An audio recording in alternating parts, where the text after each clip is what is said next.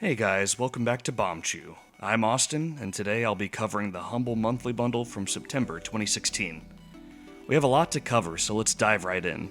I'll be giving my first impressions of each game and determining if they're games I'd like to continue playing. Every monthly bundle tends to have the same format.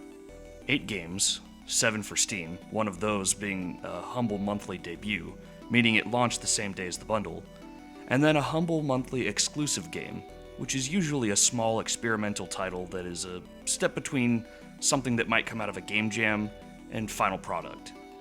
Let's start with the exclusive game and work our way from there. This month's exclusive is Spoolside, a trading game, perspective platformer with time travel. You rotate the camera to make platforms appear close to each other to bypass obstacles. There are effectively 4 rooms connected like sides of a cube. Traveling to the room on the left goes back in time, while traveling to the right moves forward in time. The idea is to find things people need, but different people exist or have different needs at different times. So you may reach the future and find out you needed something from the past, or vice versa. More fun is the idea that things you do in the past have effects on the future. For example, early on you find some cracked eggs that need bandaging to save. Until you find something to fix them up, only traces of the eggs are left in the future. However, if you move back and help the eggs, creatures will hatch in the future and help you out. Nothing here is really new, but I can't remember a time when I saw all of these elements mixed into one game. Since this game is exclusive to the bundle and not intended for sale, it's a bit unpolished, but that's to be expected. Traversing the same rooms got a bit tedious, and I struggled to get the camera to do what I wanted to a lot of the time. It's a cool idea, but I don't think I'll be coming back to this one. Remember when I said each bundle tends to have the same format?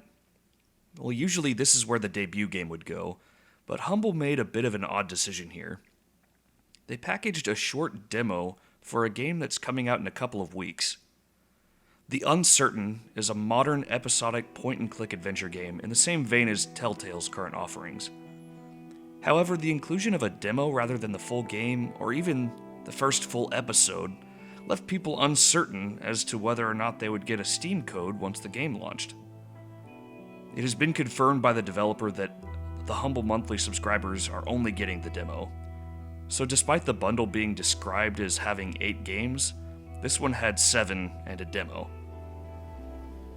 Onto the game itself, it uses the interface seen in Telltale's games, which is tried and true. The graphics look great most of the time, and the music is beautiful. Humans have destroyed themselves in war, and robots inhabit the Earth, becoming more and more human as they fix up what we destroyed. But there's a problem, and we have no idea what that problem is. The story piqued my interest at the start, but it quickly lost me once the gameplay started, and the demo was over before I really had any idea who my character was or why he was doing what he was doing. I ran into a few issues in my short time here. The cursor was often too sensitive, with interaction points sometimes being very small and tedious to pinpoint. There was a weird graphical glitch early on that I don't even know how to describe, and then it shaded the whole game red. I wasn't sure if this was intentional or not, because there had been other graphical glitches that were obviously supposed to be there, but this made the game very difficult to play. Eventually I couldn't figure out what to do because I couldn't see very well, and I paused the game, which fixed the issue. Since the game is still a couple of weeks away, I'm guessing the developers are still ironing out some bugs. Camera angles sometimes make it quite difficult to figure out where you need to go. Voice acting isn't awful, but it is mediocre, which makes it all the more frustrating that the dialogue is unskippable and mostly very long and uninteresting. Puzzles are thrown in for the sake of solving puzzles and feel very out of place. On top of all that, I didn't really like the protagonist, and I don't think I'll be purchasing this game once it does come out. Our first Steam game is another questionable title, Town of Salem. If you've ever played the party game Mafia, this is like that as a video game, and with a lot more roles. It can be tough to get a large group of people together, and even tougher to get them all to want to play Mafia. So it's nice being able to play this online and let other people fill in the gaps.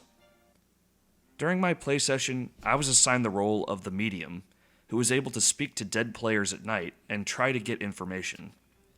Once I died, I also had the ability to speak to a living player once and try to get any last information out there. It was a cool role to play, and it seems like it would be tough to do outside of a video game.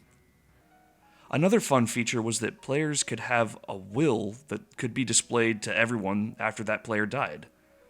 Some players would write helpful information if they had suspicions or knowledge. Others would put less helpful messages. Killers could also leave bloody notes next to their victims to taunt the townfolk. The art and music are simple, but not bad. And overall, I had fun with my time. I would play this one again. My only issue with the inclusion of this title is that it can be played for free in your browser. The Steam version doesn't seem to be much different. Next up is Sheltered, which is an apocalyptic base management survival game. You create a family and off you go, time to survive. Very quickly you start running into several problems such as running out of water, having no food, toilets, or beds. You have to send some people out on an expedition to look for supplies, and meanwhile, the rest of your family has to be assigned to work on different things as you find out you don't have much to meet anyone's needs until they're in dire need of it. Given the interface and the idea, as well as the interesting low-res graphical style, it seems like this would have been a better fit on phones. For just sitting and playing on my PC, it ended up being too stressful for me, and I don't think I'll be playing it again. I think the game that surprised me the most of this bundle was Epistory, Typing Chronicles. It's a typing adventure game, and unlike many typing games, this was a great hybrid. I really felt like I was playing a game, not like I was taking a lesson. It has a really cool aesthetic. Everything is made out of paper. Your character, the ground, objects, even fire. Exploration is fun, environments are varied, and combat is strategic. Obstacles are removed by typing themed words that appear above them, but some obstacles require elemental power, and you can't read the words until you gain that power. The fire power can burn enemies, which require a few words to defeat. Getting the first word on an enemy will light the enemy on fire, and the next word will slowly get burned away, which means if you get swarmed, you should get a single attack on every enemy very quickly and let the fire do some of the work for you, rather than try to take out one at a time. I had a lot of fun with this one, and I'll definitely be continuing this one very soon. Another odd inclusion, Humble usually shows off the high ratings of the games they choose. They'll show high Metacritic scores, high Steam reviews, or anything else they find relevant. Only hiding negative stuff, which I get. Sometimes Metacritic scores a game very low, but it's beloved by the Steam community. In the case of WWE 2K16, the only thing Humble had to show off was a ho-hum 74 Metacritic score. Indeed, looking at the Steam reviews shows that ratings are mixed. But I've liked some games that others didn't, so let's find out for ourselves.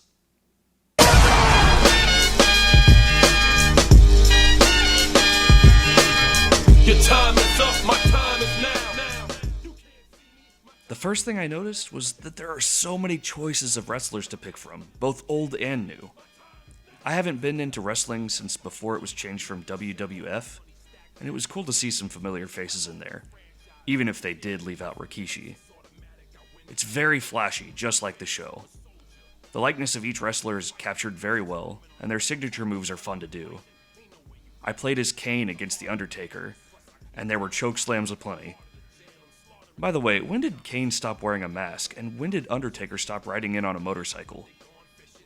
On the other side of things, the gameplay didn't draw me in like the older games. I lost countless hours to WrestleMania 2000, but this just wasn't doing it for me. Announcers felt canned, and anyone who wasn't a wrestler looked really odd. I might play this again one day with friends, but I can't really see myself going back to play it on my own.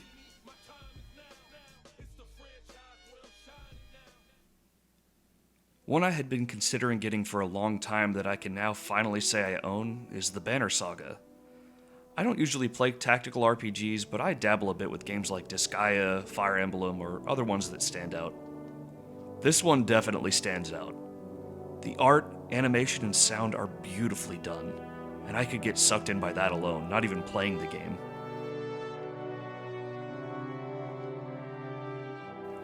However, once you do get to the gameplay, it has a lot to offer with interesting mechanics.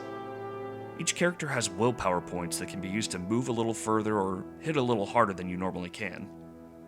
Additionally, lowering an opponent's health also lowers their attack strength, but lowering their armor allows you to hit them harder, so there's a lot to consider beyond the normal tactical RPG stuff. The game is also difficult, and once you're past the tutorial, it expects you to know what you're doing on the battlefield. I'll definitely be playing this again one day when I have more time.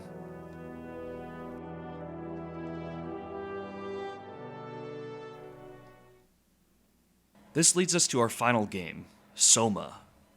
Made by the team that did Amnesia: Dark Descent, this sci-fi psychological horror game controls a lot like that game, but with a very different setting and tone, and a lot of polish to boot. I knew the idea behind the game going in, so once I started, I wasn't sure how I was going to get from apartments and office buildings to a futuristic base with killer robots running around. However, while Amnesia took a while to build up to the horror, Soma gets to it pretty fast. Dark areas are foggy with dim lights giving you a hint of what's ahead. The sound design is just incredible, and more than anything so far, I've been most terrified by the sound.